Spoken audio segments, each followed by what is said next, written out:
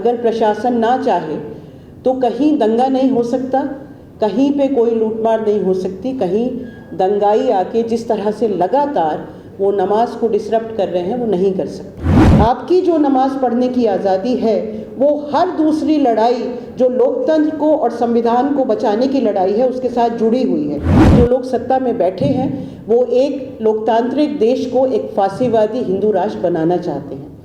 उस फासीवादी हिंदू राष्ट्र बनाने में जितने भी कांटे आएंगे उनको कुचलने की कोशिश की जाएगी। हम इसलिए इस मुल्क में रहते रहेंगे कि ये हमारा मुल्क है, ये संघियों का या आरएसएस का मुल्क नहीं है।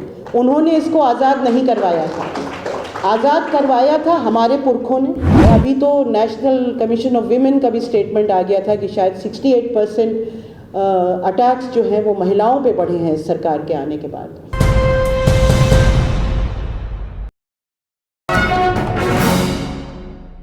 मैं पहले तो गुड़गांव से जितने साथी आए हैं उनको मुबारकबाद देना चाहती हूँ, और मुबारकबाद इसलिए कि आप लड़ रहे हैं और आप लड़ पा रहे हैं। बहुत कुछ हो रहा है इस मुल्क में, हर जगह लोग खड़े होकर साथ मिलकर लड़ नहीं पा रहे। आप बहुत खुशकिस्मत हैं कि आपके साथ हर कम्युनिटी के लोग खड़े हुए हैं और लगातार आपकी जो लड़ाई है उसमें साथ दे रहे हैं। हम सभी लोग, सईदा आपा हों, अपूर्व, हम सब यहाँ पे आपके साथ सॉलिडारिटी व्यक्त करने के लिए आए हैं।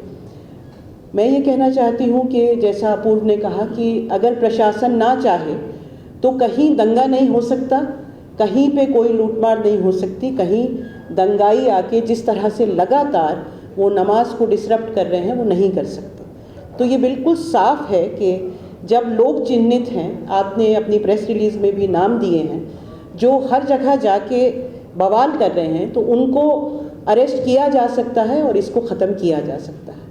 लेकिन बात यही है कि हम ये ख़त्म करना ही नहीं चाहते। और मामला जाहिर है कि जो गुड़गांव में लोग हैं, जो गुड़गांव में मुसलमान रहते हैं, उनके लिए एक बहुत बड़ा मसला है। लेकिन इसको हम सिर्फ गुड़गांव का एक नमाज पढ़ने के मसले की तरह देख के ये नहीं सोच सकते कि ये वहीं का वहीं सॉल्व हो जाएगा। ये मसला जो पूरे देश में जिस तरह की राजनीति हो रही है, जहाँ पे लगातार अल्पसंख्यकों पे, दलितों पे, आदिवासियों पे, जर्नलिस्ट पे, आरटीआई एक्टिविस्ट पे हमले हो रहे हैं, जहाँ पे हर आवाज़ उठाने वाले को देशद्रोही कहा जा रहा है, जहाँ पे जो भी सवाल करे इस सरकार से उसके ऊपर यूएपीए लगाया जा रहा है, और उसको जिस तरह से भीमा कोरेगांव केस में लोगों को अंदर 2 साल से ऊपर डाल रखा है, उस तरह से हर एक आवाज़ के ऊपर ताला लगाने की प्रक्रिया हो रही है। और उसकी वजह सिर्फ ये है कि जो लोग सत्ता में बैठे हैं वो एक लोकतांत्रिक देश को एक फासीवादी हिंदू राष्ट्र बनाना चाहते हैं। उस फासीवादी हिंदू राष्ट्र बनाने में जितने भी कांटे आएंगे उनको कुचलने की कोशिश की जाएगी, और उसमें अल्पसंख्यक, ख़ास तौर से मुसलमान और ईसाई सबसे ज़्यादा हमले के रास्ते में आते हैं, सबसे ज़्यादा हमले उनके ऊपर होते हैं। तो अदीब भाई, आप कह रहे थे कि हम यहाँ क्यों हैं, इस ज़मीन पे क्यों रहते हैं, बहुत मायूसी से कह रहे थे।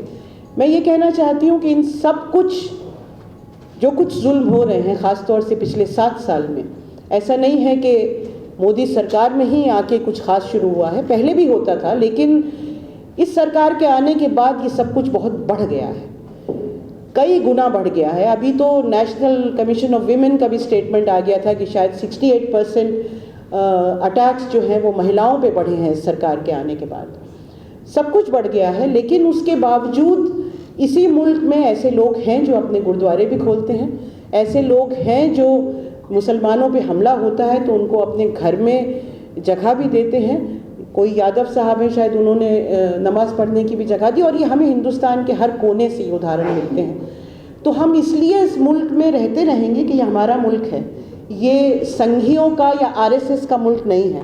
उन्होंने इसको आज़ाद नहीं करवाया था, आज़ाद करवाया था हमारे पुरखों ने, आज़ाद करवाया था भगत सिंह ने, जिसकी विरासत हमारे साथ है, हमारी पूरी जो फ्रीडम स्ट्रगल की विरासत है। और इस पूरी उम्मीद के साथ कि हम इन ताकतों को शिकस्त कर पाएंगे।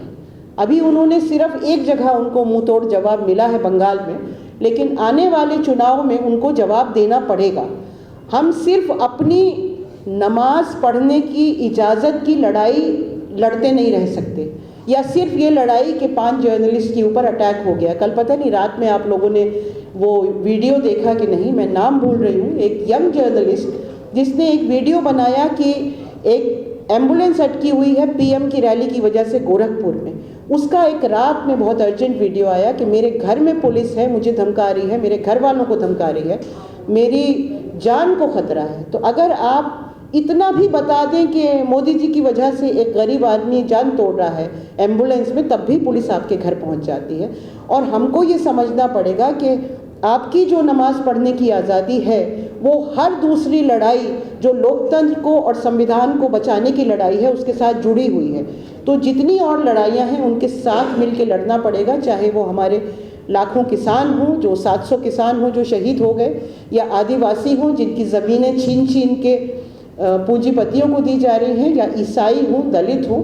तो इसी उम्मीद के साथ कि हम सब लोग मिलके इस लड़ाई को लड़ते रहेंगे और इस उम्मीद के साथ कि गुड़गांव का जो भाईचारा है वो बना रहेगा और आपके साथ सहयोग देता रहेगा। बहुत बहुत शुक्रिया।